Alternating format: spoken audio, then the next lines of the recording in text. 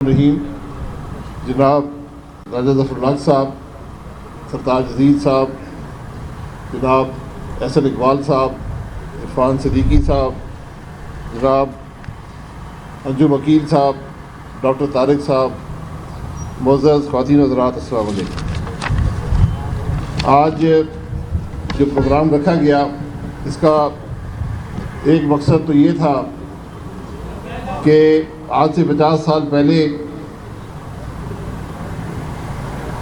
جو پاکستان سے مشرقی پاکستان علیحدہ ہوا اور بنگلہ دیش بن گیا، اس کے کیا محرکات تھے۔ آج 50 سال کے بعد ہم ماضی کی طرف دیکھیں تو کچھ سبق وہاں سے حاصل ہوتے ہیں، اور وہ سبق آج کے پاکستان میں بڑی اہمیت رکھتے ہیں۔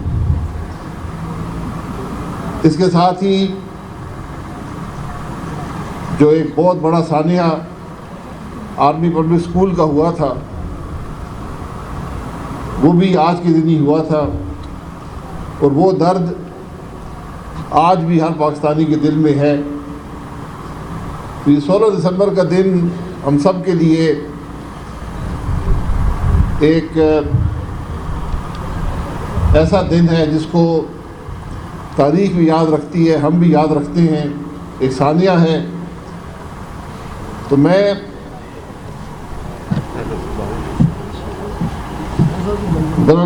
ڈاکٹر صاحب نے پروگرام باہر رکھا ہوا ہے اور بارش بھی اب شروع ہو گئی ہے، بہرحال ہم جاری رکھیں گے جب تک گزارا ہو سکتا ہے۔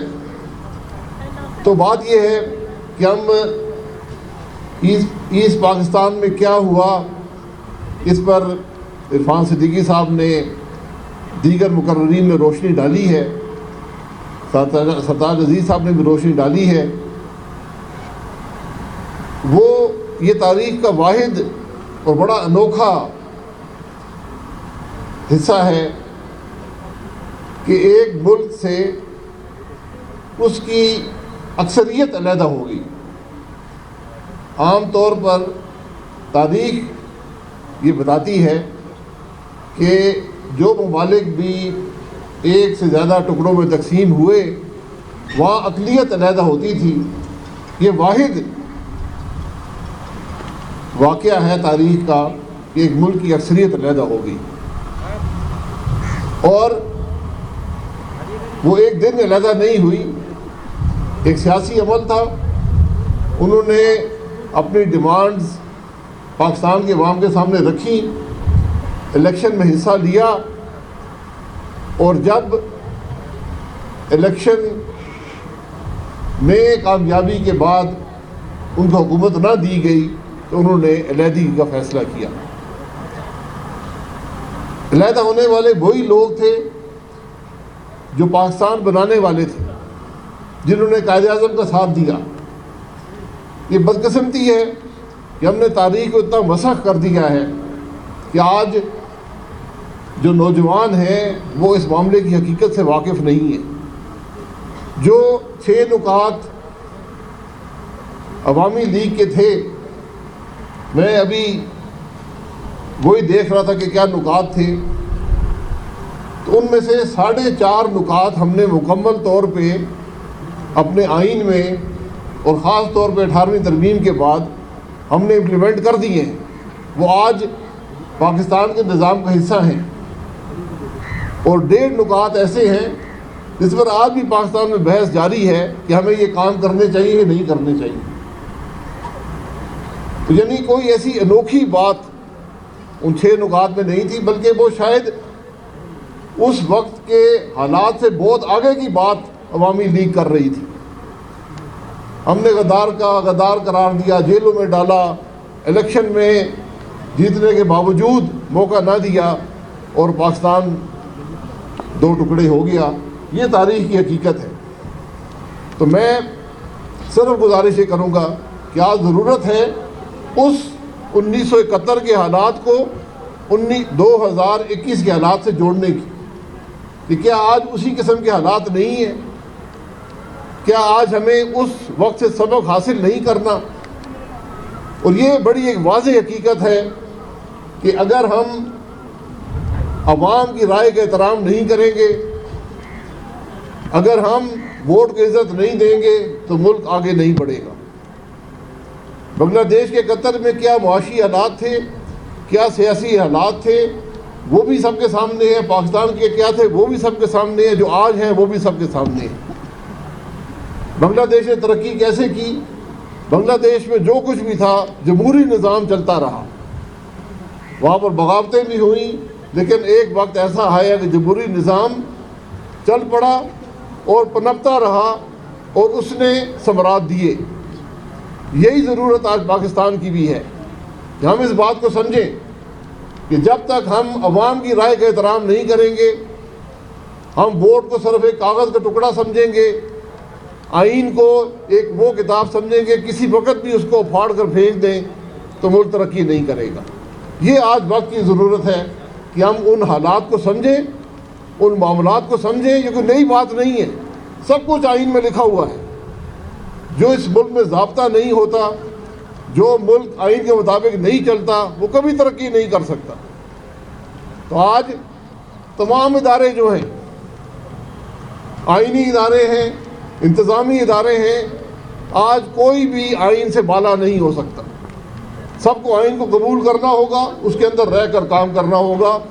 یہی سبق سکوت ڈھاکہ کا ہے، یہی سبق مشرقی پاکستان کی علیحدگی کا ہے، یہی سبق سانحہ اے پی ایس کا بھی ہے کہ جب تک نظام آئین کے مطابق نہیں ہوگا ہم آگے نہیں بڑھ سکتے۔ اسی پر ہمیں آج سوچنا چاہیے، سوچ بچار کرنا ہوگا، اسی پر ہمیں آئین کو بالادست کرنا ہوگا اور پاکستان کو ترقی دینی ہوگی۔ کوئی اور راستہ نہیں ہے۔ آپ کے سامنے ایک واضح مثال ہے، آپ موازنہ کر لیں بنگلہ دیش کا اور پاکستان کے حالات کا، حقیقت آپ کے سامنے آئے گی کہ جمہوریت کے بغیر ملک نہیں چلتے، آئین کے بغیر جمہوریت نہیں چلتی، ووٹ کی عزت کے بغیر، عوام کی رائے کے احترام کے بغیر ملک ترقی نہیں کر سکتے۔ یہ سبق ہے آج پاکستان کے لیے اور ہم سب کے لیے، چاہے ہم نے وردی پہنی ہے، چاہے ہم نے سیاست میں قدم رکھا ہے، چاہے ہم عدلیہ کا حصہ ہیں، چاہے ہم میڈیا کا حصہ ہیں، چاہے ہم کاروبار کا حصہ ہیں، ہم سب کو کرنا پڑے گا، ورنہ آج حالات آپ دیکھ لیں، دنیا ترقی کر رہی ہے اور پاکستان زوال پذیر ہے۔ دنیا کے عوام خوشحال ہو رہے ہیں، پاکستان کے عوام جو ہیں وہ آج زوال پذیر ہیں۔ یہ ممکن نہیں ہے۔ یہ وہ ملک ہے جس کے اندر ہر قسم کی قوت موجود ہے۔ یہ وہ ملک ہے جو ایٹمی طاقت بنا، تو کیا ہم معیشت ترقی نہیں دے سکتے؟ کیا ہم عوام کی غربت دور نہیں کر سکتے؟ کیا ہم اس ملک کو آگے نہیں لے کر جا سکتے؟ کیا ہم ملک کے معاملات حل نہیں کر سکتے؟ لیکن جس گھر میں ضابطہ نہیں ہوگا، جو گھر تقسیم ہوگا، وہ کبھی ترقی نہیں کر سکتا۔ یہ سبق ہے، یہ سبق ہے جب مشرقی پاکستان علیحدہ ہوا۔ آج ہمیں دیکھنے کی ضرورت ہے کہ ان 50 سالوں میں ہم نے کیا کھویا اور کیا پایا۔ حالات یہ بتاتے ہیں کہ آج ضرورت اس بات کی ہے کہ نظام کو آئین کے مطابق کیا جائے، سیاسی نظام کو مضبوط کیا جائے۔ جس ملک میں سیاسی نظام مضبوط نہیں ہوتا وہ ترقی نہیں کرتا۔ جس ملک میں سیاستدانوں کی جو لائلٹی ہے وہ خریدی جاتی ہے اور بیچی جاتی ہے، جہاں سیاستدانوں کو دبا کر ووٹ لیے جاتے ہیں،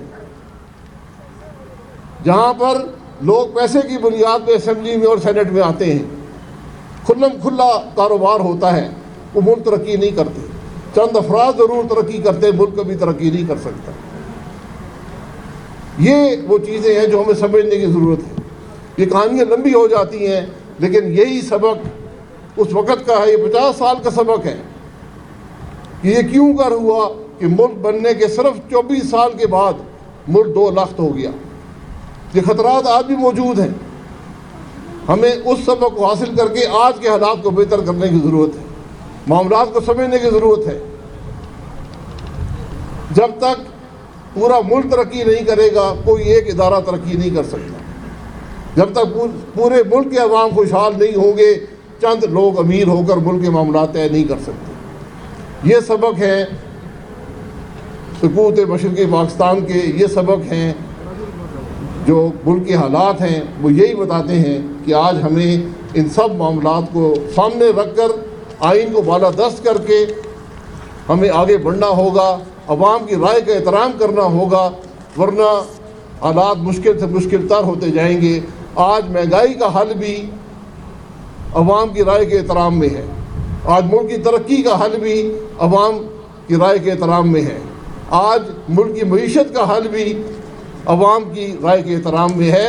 اور اللہ کرے کہ ہم سب کو اللہ تعالیٰ یہ نصیحت دے، ہم سب کو یہ سمجھنے کا موقع دے کہ آج ملک کے معاملات کہاں پر ہیں اور ان کے حل کیا ہے۔ بہت شکریہ۔